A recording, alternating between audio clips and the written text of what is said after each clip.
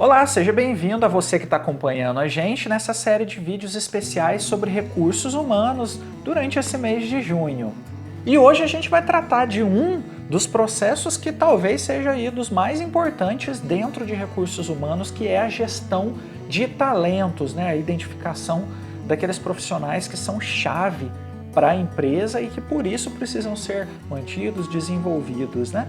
Então hoje a gente vai falar desse tema de gestão de talentos e para a gente começar, primeiro de tudo, né, o termo em inglês e em espanhol. Então, gestão de talentos em inglês, a gente fala talent management. Talent management. E o termo em espanhol vai ser gestión del talento. Gestión del talento. Ou então, gestión de talentos. Gestión de talentos. Ok? E qual é o objetivo principal aí da gestão de talentos, né? Então ela passa por 5 níveis. O primeiro é a questão de atração dos melhores talentos. O segundo é o desenvolvimento desses talentos internamente na empresa. Na sequência, a gente precisa motivar essas pessoas. Também, além disso, a gente precisa engajar todas essas pessoas, né? Fazer com que elas se sintam motivadas e por isso elas se engajem, né? Sintam-se parte daquele processo. E por fim, a gente precisa reter essas pessoas aí dentro do meu time, dentro da minha equipe de trabalho. Esse é o objetivo principal da gestão de talentos.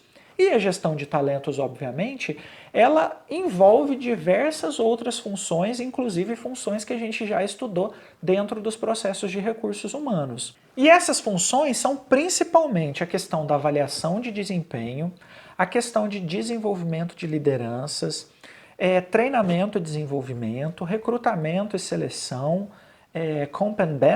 Compensation and Benefits, que seria a parte de gestão de carreira e remuneração. Enfim, e tem outras também que a gente pode envolver, mas essas são as principais funções que estão envolvidas aí como parceria da função de gestão de talentos. E dentro das funções principais de um profissional de gestão de talentos, a gente engloba diversos processos diferentes, mas aqui eu vou nomear para você 10 principais desses processos, tá joia? O primeiro desses processos é justamente a questão do alinhamento das definições dos objetivos e das metas da empresa. E dentro disso, todas as ações de gestão de talentos precisam estar alinhadas com esses objetivos e com essas metas. E para isso existe um processo que normalmente é conduzido por esse profissional ou em parceria com esse profissional de gestão de talentos, que a gente chama de processo de cascateamento. Já ouviu falar de cascateamento? Se não, o processo de cascateamento basicamente é a cascateamento, né, dessas funções, dessas atividades para todos os níveis da organização. Então eu tenho no meu nível estratégico que foram definidos os objetivos estratégicos da empresa, agora eu preciso transformar aquilo em coisas mais tangíveis para cada um dos departamentos, para cada um dos setores, para cada um dos funcionários. E quem ajuda nesse cascateamento de objetivos é justamente o profissional de talent management, né, de gestão de talentos. E uma segunda função dentro do processo de gestão de talentos é justamente a questão da gestão de performance, que está totalmente atrelada aí à questão de gestão de talentos, né?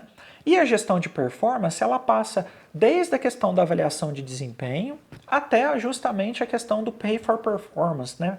Que seria a questão do pagamento por performance, da remuneração por performance, que passa por diversos níveis, né? Desde a questão de bônus, a questão de programas de reconhecimento, né? De pagamentos de honorários extras por alguma atividade extra, alguma bonificação, enfim. Toda essa questão de remuneração que está atrelada à performance do funcionário. Isso é extremamente importante dentro do processo de gestão de talentos, principalmente na questão da retenção. Alinhado a isso, justamente a questão da retenção, eu tenho um outro processo que seria o terceiro, que é a avaliação do risco de retenção do funcionário, ou, em outras palavras, o risco de perda do funcionário para o mercado. Ou seja, se eu tenho um talento, alguém que eu considero essencial para a minha empresa, Obviamente, outras empresas também vão considerar aquela pessoa, aquele profissional, como um possível talento também para ser adquirido aí por headhunters de outras empresas. Então, eu preciso avaliar qual é o risco de perda desse funcionário. E isso eu faço de diversas formas. Eu posso fazer dentro do processo de feedback, dentro da avaliação de desempenho, a própria avaliação de desempenho, sessões que eu tenho ali de aconselhamento ou coaching com o meu funcionário, percepções de outros funcionários, principalmente do líder imediato, enfim, tem diversas ferramentas que eu posso utilizar para fazer a avaliação do risco de perda do meu funcionário para o mercado. E essa aí é a terceira função dentro da gestão de talentos. Além disso, eu preciso, obviamente, identificar esses talentos dentro da minha equipe, dentro da minha empresa. E para fazer isso, a gente tem um processo que a gente chama de calibração de talentos.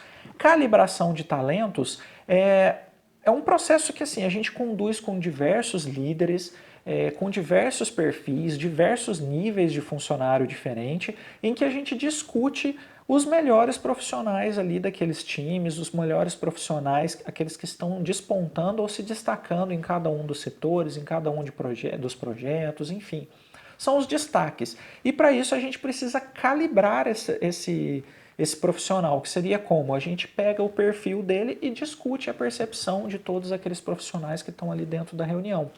Por exemplo, numa reunião gerencial, eu vou discutir os potenciais supervisores para, num futuro próximo, né, num curto ou médio prazo, ocuparem uma posição gerencial também, né, para ser passível de promoção em um período mais curto de tempo. Então, isso é a ideia de calibração. Obviamente, eu discuto outros temas diversos, mas esse é um dos temas que a gente discute dentro do processo de calibração, que é o quarto processo aí dentro de gestão de talentos. E dentro desse processo, eu tenho especificamente outros dois processos aqui, que seriam quais, né? O mapeamento da liderança, e eu não estou falando simplesmente em nomes, eu preciso efetivamente mapear todas as competências. Para você que nunca ouviu falar, por exemplo, de mapeamento de competência, é uma outra função do recursos humanos que a gente vai tratar nos vídeos aqui. Mas esse é um exemplo que eu dou para vocês. Mapear as competências da minha liderança. Esse é mais um processo. E um outro processo seria a questão do plano de sucessão.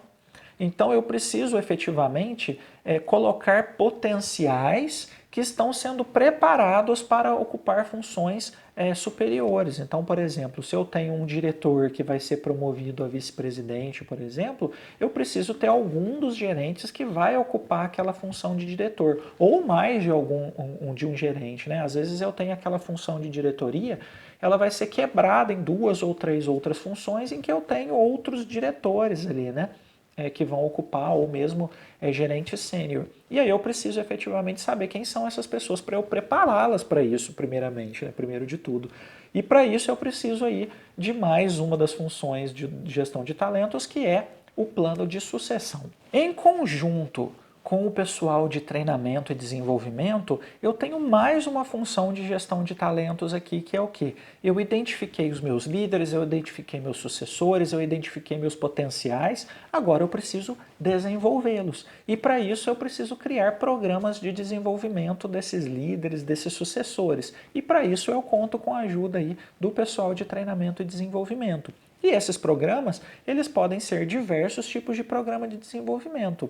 E um deles que eu vou citar para vocês aqui, que na verdade é dividido em vários, que é mais uma função do profissional de talent management, né, de gestão de talento, é justamente a identificação de quando vai ser necessário a utilização de coaching, ou de aconselhamento, ou de mentoria, ou de outro tipo de programa aí que seja específico para aquela função. Então eu preciso que o meu profissional dessa área ele esteja apto a identificar essas necessidades e quando elas são necessárias a serem utilizadas. Dessa forma, eu tenho o meu penúltimo processo dentro de gestão de talentos, que é justamente o PDI, né, o Programa de Desenvolvimento Individual. A partir do momento em que eu tenho o desenvolvimento aí das competências organizacionais e das competências individuais, eu vou ter esses profissionais, esses talentos preparados aí para os desafios lá do primeiro objetivo, né, que são os objetivos e metas da empresa.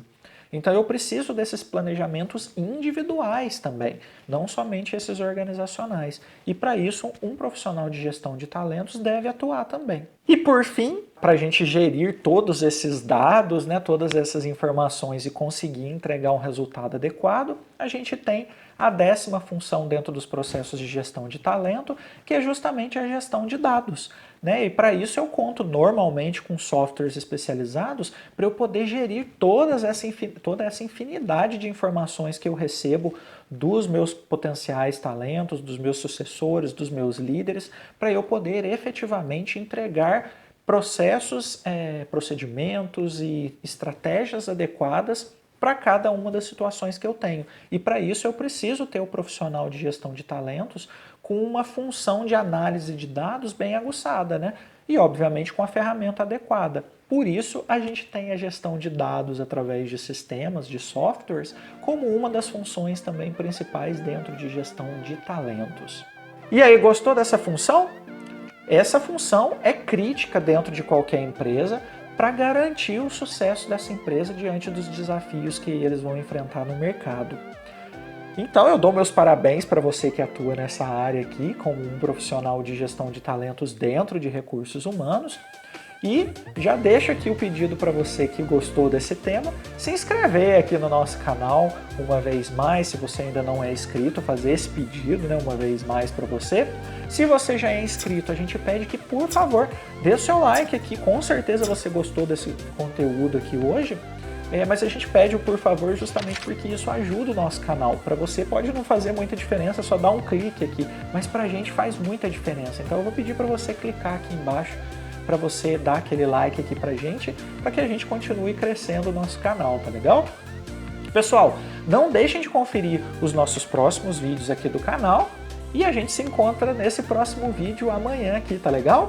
Um abraço para você e até amanhã. Valeu, gente!